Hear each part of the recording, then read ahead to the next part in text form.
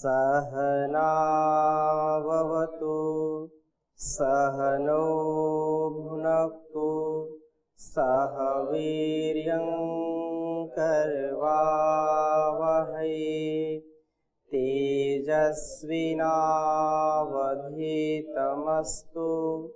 मा विद्विषावहै। ओम शांति शांति शांति। वैदिक जीवन पद्धति की इस कक्षा में आप सबका हार्दिक स्वागत है, अभिनंदन है, वंदन है।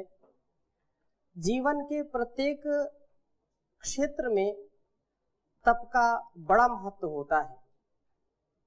बचपन से लेकर के वृद्धापन तक हम देखते हैं कि हमारे जीवन में जो भी हमारे इर्द गिर्द लोग होते हैं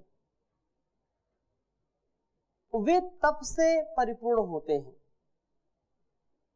तपस्या केवल हमारे शरीरगत हो ऐसा नहीं है, केवल मन में हो ऐसा नहीं है, अथवा केवल वाणी में हो ऐसा भी नहीं है।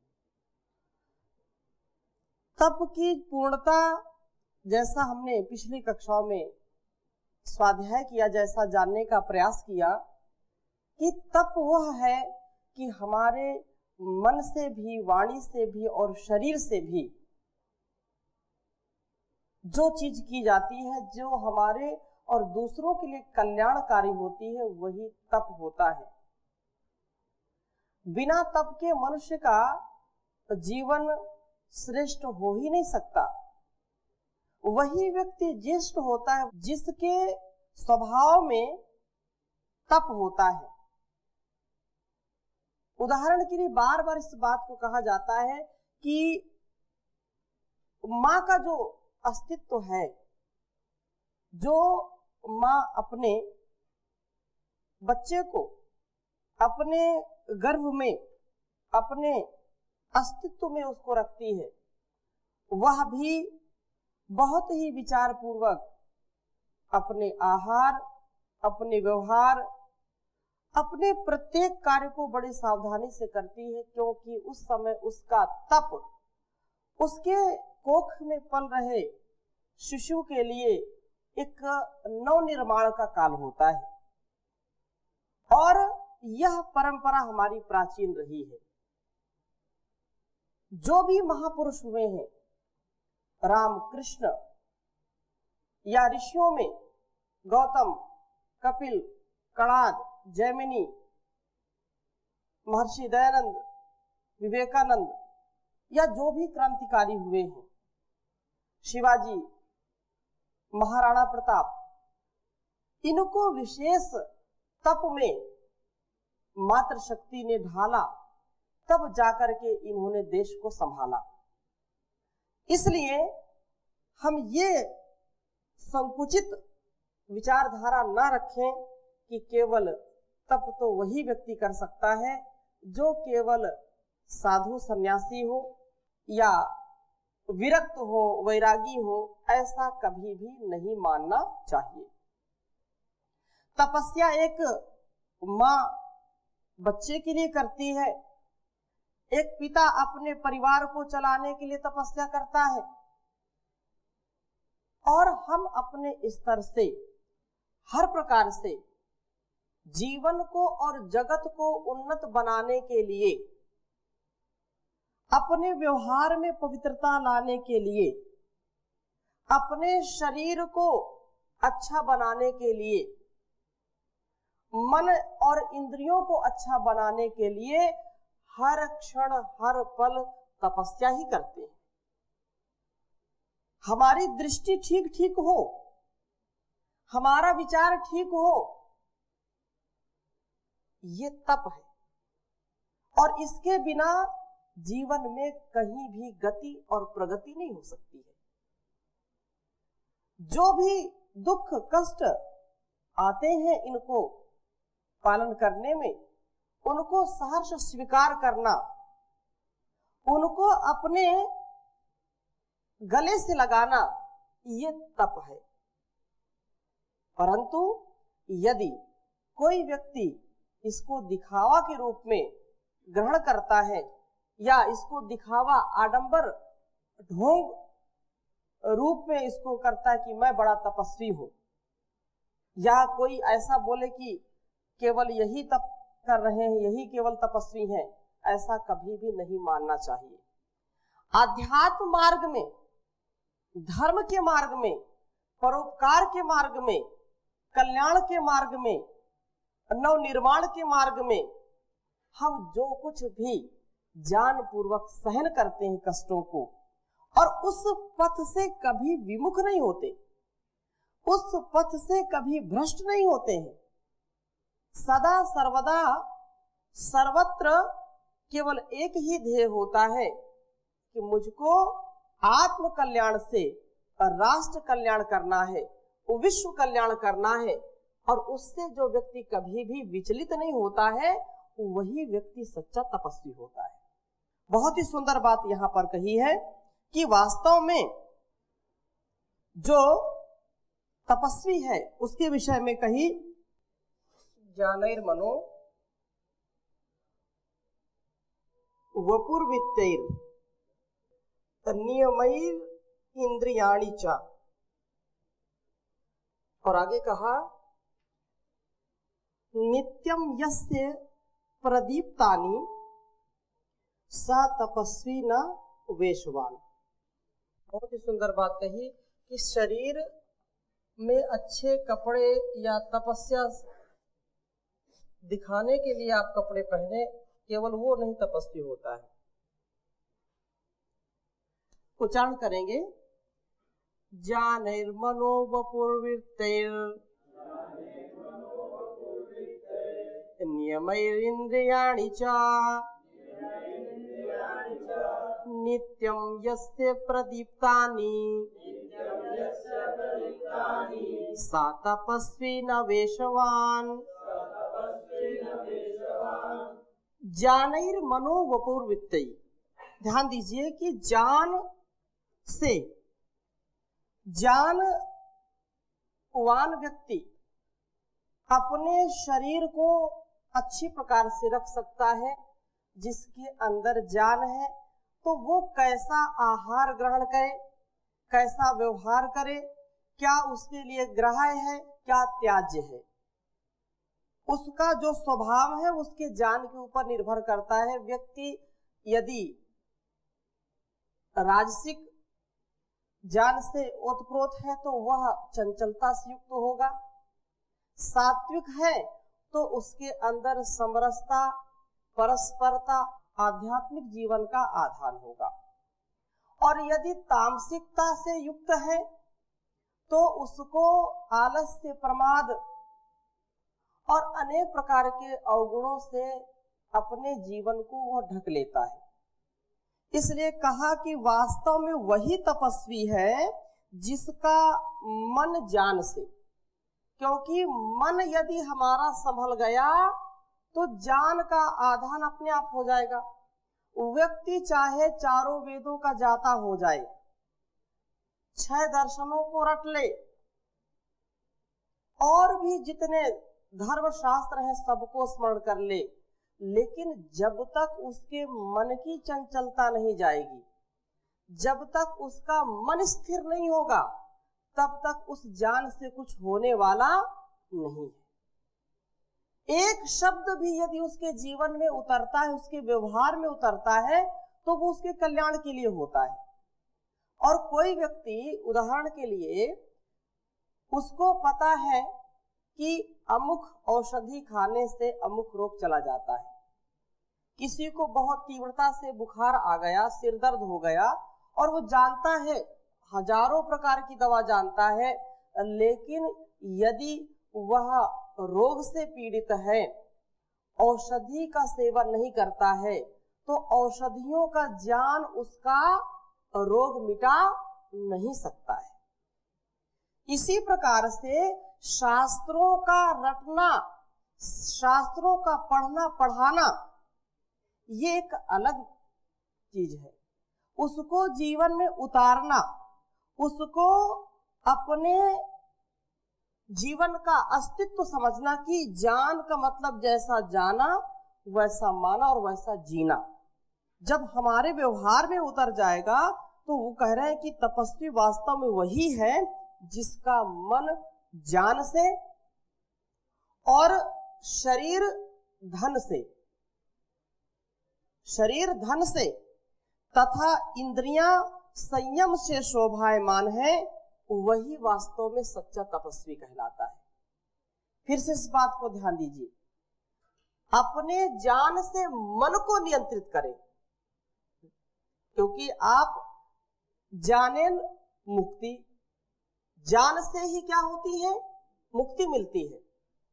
और बंधु विपर्यात, इससे विपरीत आचरण करना, जान से विपरीत क्या होगा, अज्ञान, और अज्ञान युक्त हम यदि आचरण करते हैं तो वो बंधन का कारण बनता है, हमारे दुख का कारण बनता है।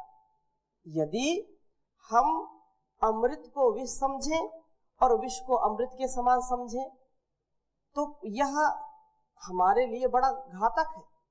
जो हमको दूध, घी और जो भी पौष्टिक आहार है, फल फूल ये पौष्टिक आहार है, मेवा मिष्ठान ये पौष्टिक आहार है, उनके स्थान पर ऐसे कुछ लोगों ने अपने स्वभाव को बना लिया कि ये केवल आध्यात्मिक मार्ग में चलने वाले लोगों का आहार है।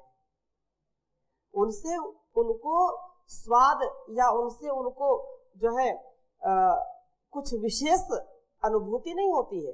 उनके सामने कितने भी फल फूल रख दो, जो तामसिक प्रवृत्ति वाले लोग हैं, जो राजसिक प्रवृत्ति वाले लोग हैं, उस आहार को पसंद नहीं करते। और जो वास्तव में सात्विक प्रवृत्ति वाले लोग हैं, जिनका ज्ञान ठीक ठीक काम कर रहा होता है, तो उनका मन कभी भी बुरी वस्तुओं पर नहीं जाता। कितना भी कोई प्रलोभन दे, ऐसी जो खाद्य सामग्री कभी उसको खाते नहीं, कभी उसको ग्रहण नहीं करते, जिससे उनके मन की अशुद्धि बढ़ जाए। क्योंकि आहार शुद्धि सत्व शुद्धि, आहार की शुद्धि से ही मन शुद्ध होता है, मन पवित्र होता है। कहते हैं कि जैसा खाएंगे अन्न वैसा हो जाएगा मन, जैसे पिएंगे जो है पानी वैसी हो जाएगी वाणी। तो ये कौन करेगा, ये आपके ज्ञान के आधार पर आपका मन जब नियंत्रित होगा तब ये कार्य हो सकता है। तो ये मन को नियंत्रित करने का साधन ज्ञान है, और ज्ञान से व्यक्ति अपने मन को नियंत्रित करता है। मन को नियंत्रित करना एक तपस्या है। ये तपस्वी व्यक्ति की पहचान है कि मन को इधर उधर जाने नहीं देता। मन तो उल्लू का पट्टा है, अभी इधर तो कभी उधर है। तो मन को संभाल के रखना, मन को जाने नहीं देना इधर उधर। दूसरी बात क्या कही कि जान से मन को और शरीर को धन से। धन, ये वास्तव में धन का यदि हम सदुपयोग करते हैं, धन का अर्जन यदि धर्म पूर्वक करते हैं, तो वो धन हमारे जीवन का बहुत उत्कर्ष करता है। लेकिन यदि धन को हमने अधर्म से, अन्याय से, भ्रष्टाचार से कमाने का प्रयास किया, और वो क्योंकि वो भी पुरुषार्थ से, कोई चोरी करता वो भी उसमें पुरुषार्थ करता है, और कोई जो है दिन भर मजदूरी करता है, मेहनत करता है, वो भी पुरुषार्थ करता है। किसी ने चोरी करने में पसीना बहाया और किसी ने पूरे दिन भर की जो है मेहनत मजदूरी में पसीना बहाया। दोनों अलग अलग स्थितियों में अपने आप धन अर्जन का कार्य कर रहे हैं, परंतु धन से जो आहार हम लेते हैं, धन से जो हम ग्रहण करते हैं, तो वह शरीर उस पर जो है निर्धारित होता है, उस पर निर्भर होता है। यदि धर्म की कमाई का धन आया है तो उससे हमारा शरीर अच्छा बनेगा, और यदि एक कहावत है कि हराम की कमाई, यदि आपने चोरी छल कपट झूठ फरेब से धन कमाया है और उससे जो आहार आपने ग्रहण किया है तो वो आहार आपके जीवन को, आपके शरीर को बेकार कर देगा। क्यों?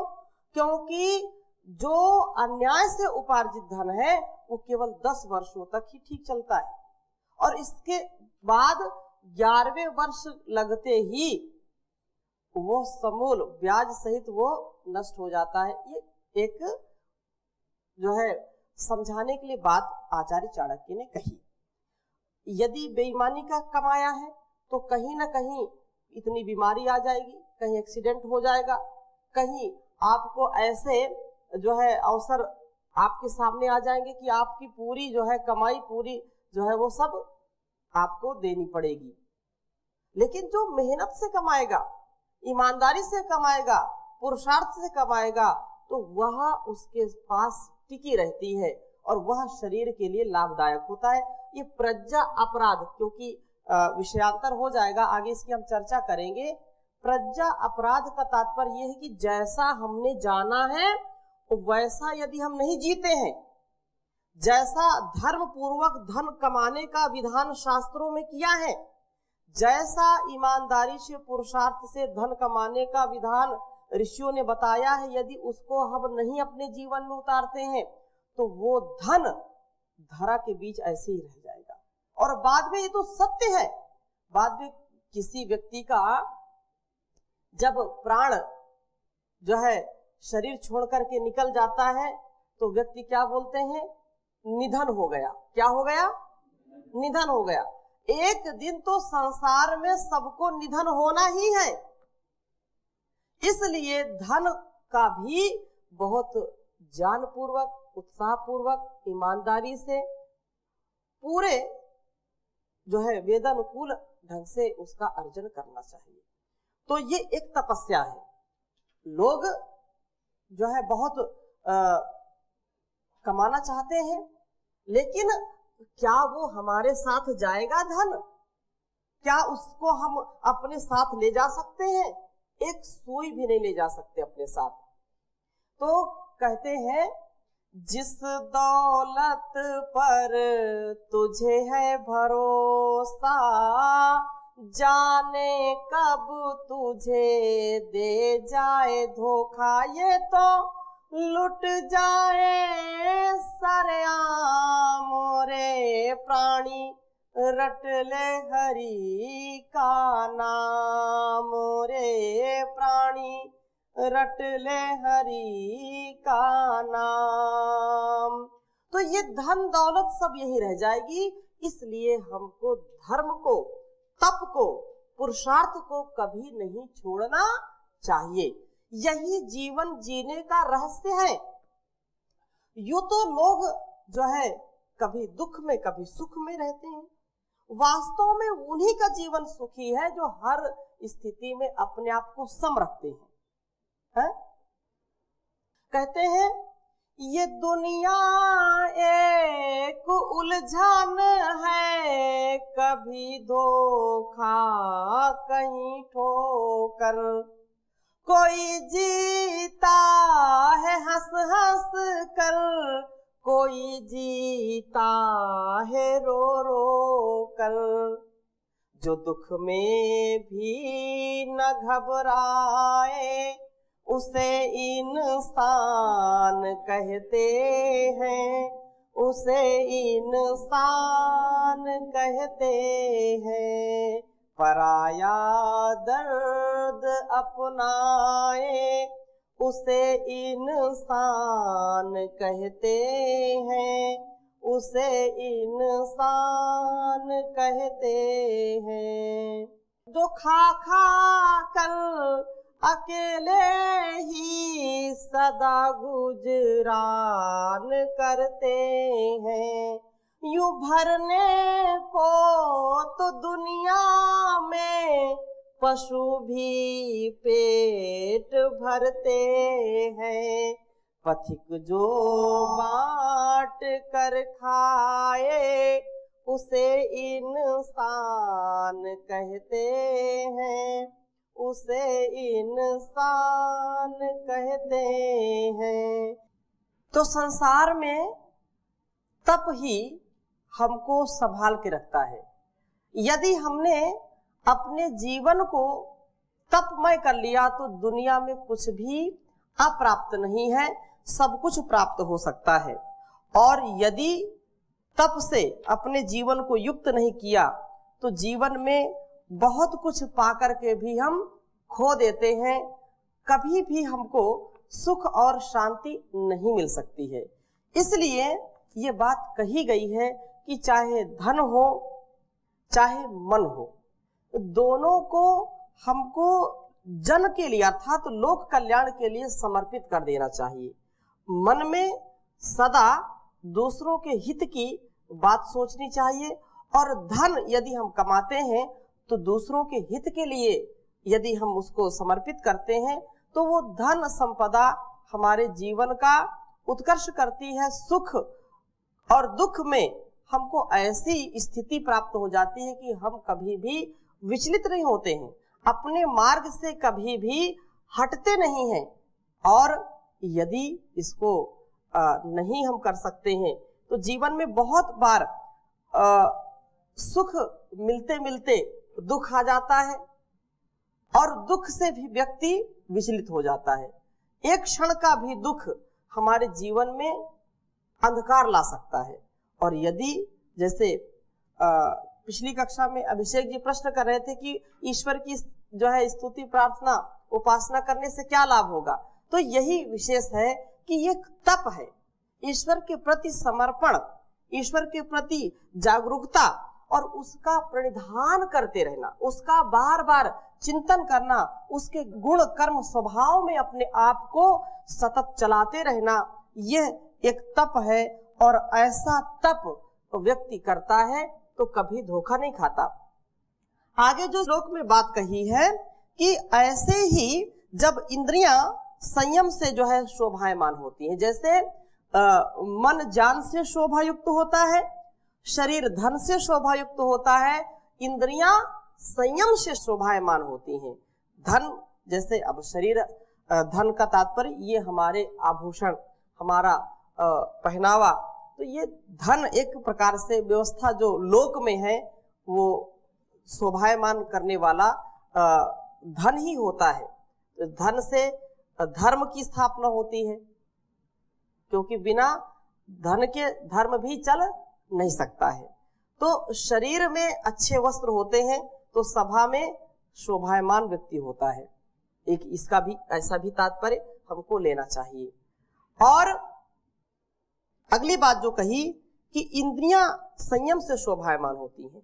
आंख देखने का कार्य करती है, लेकिन यदि आप किसी को मर्यादित रूप से नहीं देख रहे हैं, आप यदि कुचेष्टा युक्त देख रहे हैं, आपकी चेष्टा यदि ठीक नहीं है, आंख देखती है लेकिन आंखें जो है शरीर का मुख्य अंग माना जाता है। इनको आंखों से व्यक्ति अंदर की बात जान लेता है कि आप दुखी हैं या सुखी हैं, आप प्रसन्न हैं या क्रोधित हैं। आप एक बार यदि किसी को और देखते हैं तो आपके अंदर क्या चल रहा होता है आंखें बता देती हैं। आंख, कान, नाक, मुंह, हाथ, पैर, जो भी, इनको नियंत्रित करना, इन इंद्रियों को संयमित करना, जब संयम से युक्त होंगी इंद्रियां तो इनकी शोभा होती है। आंख का उदाहरण जैसे मैंने दिया, आप आंख को इधर उधर बिना मतलब आप चलाते रहें या किसी को बिल्कुल ऐसे फटी फटी आंखों से देखें तो व्यक्ति बोलता है क्या बात है, मुझको खाओगे क्या, मुझको बिल्कुल खा जाओगे आप, आंखों से मुझको ऐसा देख रहे हो, घूर रहे हो बिल्कुल, कभी इंसान नहीं देखा क्या। अब कोई इतनी नम्र आंखों से देखता है, विनम्रता से देखता है, तो व्यक्ति को देख करके ही बड़ी प्रसन्नता होती है, उसके प्रति श्रद्धा आ जाती है। और वही व्यक्ति खुली आंख से थोड़ा सा आंखों का आकार बढ़ा दे तो उससे व्यक्ति भयभीत हो जाते हैं, और कोई बड़े प्यार से देख लेता है तो उसके लोग जो है दीवाने हो जाते हैं, उसके अनुरागी हो जाते हैं, उससे प्रेम करने लगते हैं। तो आंखों, ये इंद्रिय को मर्यादित हम रखें, इनको संयमित रखें, तो संयम ही जीवन है, असंयम मृत्यु। यदि हम इंद्रियों को संयमित रखेंगे, रसना की वासना को संयमित रखेंगे, तो हम कभी भी जो गलत आहार हैं उनको ग्रहण नहीं करेंगे। इसलिए बड़ी बात कही है।